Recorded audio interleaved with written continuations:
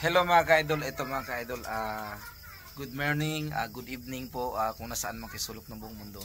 Ito po may bisita tayo mga kalodi, umiiyak siya mga ka-idol kasi isa siya sa mga nakikinig sa radyo ng Love Radio mga ka-idol. So narinig niya pangalan na Pobreng Makaluoy, charity vlogger, syempre every morning nakikinig siya sa Love Radio kay Martin D. So maraming salamat Idol Martin D. Maraming salamat. Daghang salamat nimo. Gwapo man dahil ka, sir. Gwapo.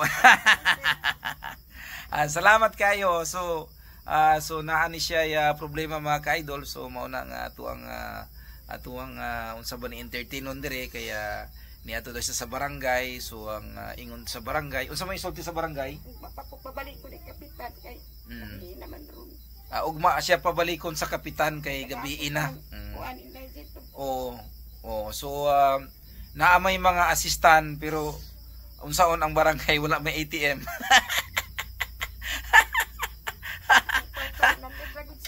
ang kwarta po ni ate 100 ra gyud. So muna mga ka-idol. So luoy kay mga ka-idol. So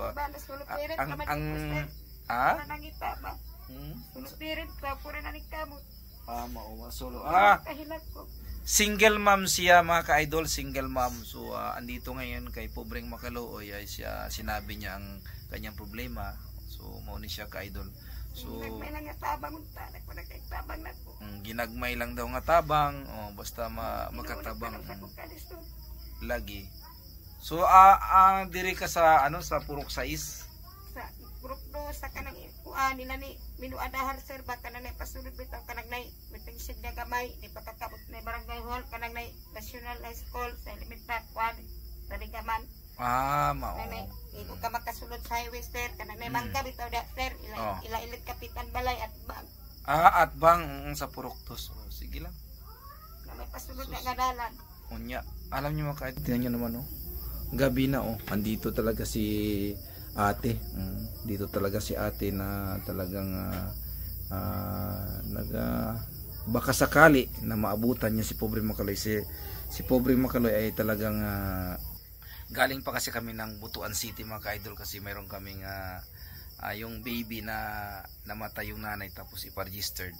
So yun tinulungan din namin. So ngayon lang kami naka-ating mga ka-idol. So ayun mga ka-idol, si Pobreng Makaluoy at si ate naniwala at si kayo naniniwala at si Pobreng Makaluoy naniwala, siyempre sila naniwala. The more you give, the more you receive ang kalusugan ating kayamanan. So yan mga ka-idol at tutulungan natin ito mga ka-idol. Bigyan natin ng pambili ng antibiotic sa kanyang anak.